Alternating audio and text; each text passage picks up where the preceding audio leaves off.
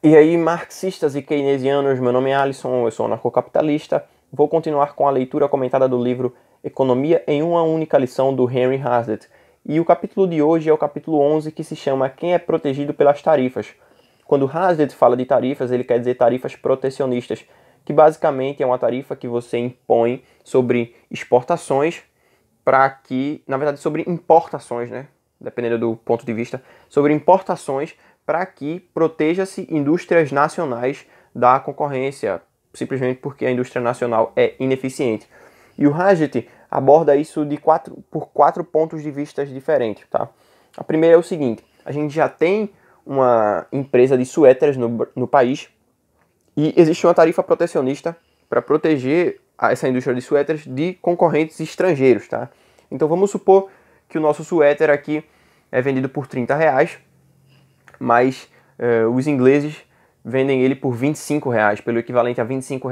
Ninguém em sã consciência compraria o suéter brasileiro. Então o que o governo faz é impor uma taxa sobre os suéteres que são importados de mais R$ 5 para meio que ficar equivalente. Vamos entender um pouco como é que utiliza-se da ferramenta da falácia protecionista. O dono da empresa de suéteres diz o seguinte: governo, a gente precisa que você mantenha essa tarifa, ela não pode ser derrubada, ou então todos os meus funcionários vão ser demitidos, eles não vão poder mais comprar coisas de outras pessoas, e essas outras pessoas, por causa disso, também não vão poder comprar coisas de outras pessoas, e assim os ciclos vão aumentar, e vai chegar crise, todo mundo vai ter problema, então a gente precisa manter essa tarifa, porque eu quero proteger o comércio e o meu país. É basicamente esse tipo de ideia que eles usam. Só que vamos analisar direitinho. Realmente, será que vocês acreditam nas pessoas quando elas dizem que a gente precisa de tarifas protecionistas para proteger o país e não elas próprias? É óbvio que não. É óbvio que elas só querem proteger a si próprias.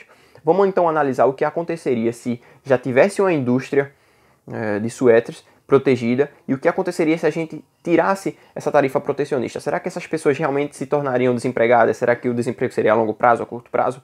Na primeira lição, o Hazlitt fala de o que se vê e o que não se vê, que é basicamente você enxergar só o que está palpável, o que está visível, e o que não se vê tão facilmente, o que você tem que parar, analisar e buscar mais informações.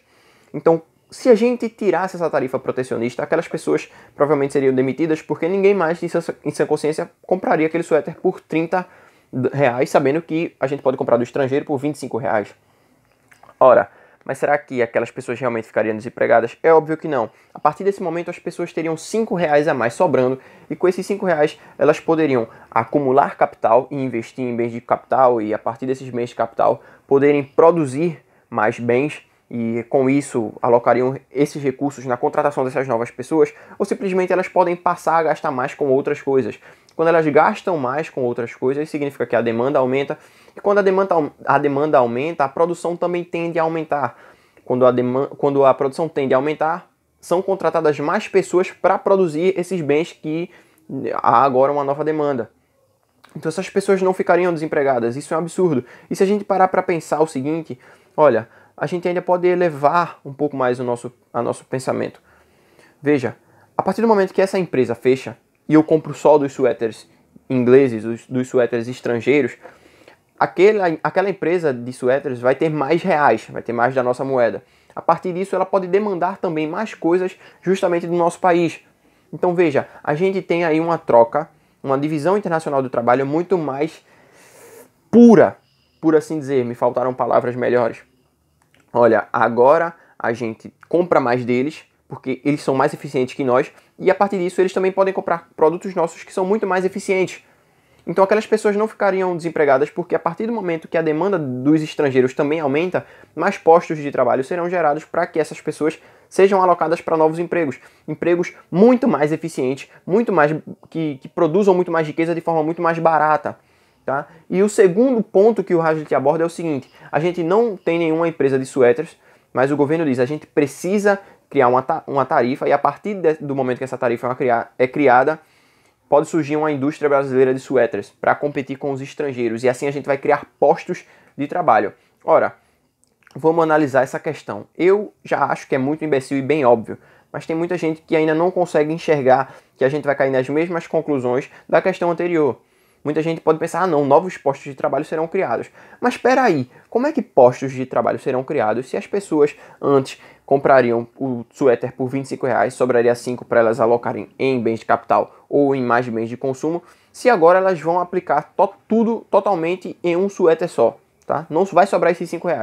Novos empregos vão ser criados? Vão sim.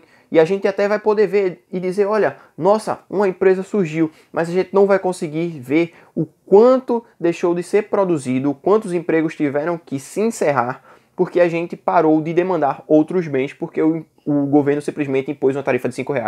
Imagine, por exemplo, o seguinte, a gente tem 100 tipos de empresas diferentes, tá? E aí a gente antes gastava esses R$ 5, desses R$ 5 que a gente gastava, R$ 5,05 ia em cada empresa. Então a gente gastaria em média 5 centavos em cada uma dessas empresas. Toda a população. Só um exemplo, tá? Já passando para outro ponto que o Hazlitt aborda também.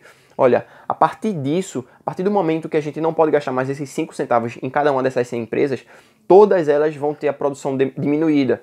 Significa que quando a produção diminuir, mais desemprego será criado nessa empresa. Então, a gente vai estar subsidiando uma empresa ineficiente, uma empresa péssima que vende os produtos mais caros, através da coerção, simplesmente tirando ou diminuindo a produção de empresas que são muito mais eficientes. Afinal, a gente já comprava daquelas empresas e não dessa de suéteres, porque ela sequer existia, porque ela sequer poderia ser imaginável sendo como eficiente, como sendo um concorrente ao nível dos estrangeiros. Então a gente chega no mesmo ponto.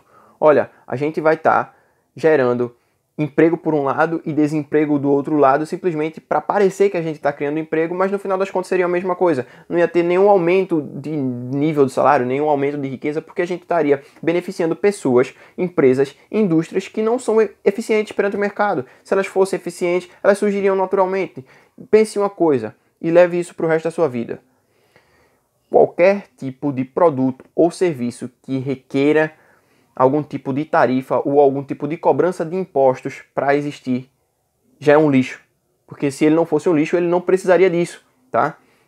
Então, a gente sempre vai estar subsidiando empresas e produtos ineficientes através da coerção, através da punição de empresas que realmente são eficientes. Ora, deixa as pessoas continuarem comprando os suéteres delas a $25, a R$ 25 dos ingleses. Os ingleses vão ter mais dinheiro para comprar coisas da gente. E assim a balança comercial vai tender a um equilíbrio desde que o governo não tente alterar o câmbio, injetando moeda na economia e gerando inflação. A inflação vai ficar para um outro vídeo, tá? Não quero me aprofundar muito, mas é isso. Não importa como o governo crie taxas e tarifas protecionistas, sempre vai gerar desemprego ou subsídio a empresas ineficientes, enquanto você cria outras depravações econômicas. Outras distorções que geram má alocação de recursos escassos e essa alocação sempre é irracional. Não tem cálculo econômico eficiente porque você está subsidiando elas através de roubo. Imposto é roubo.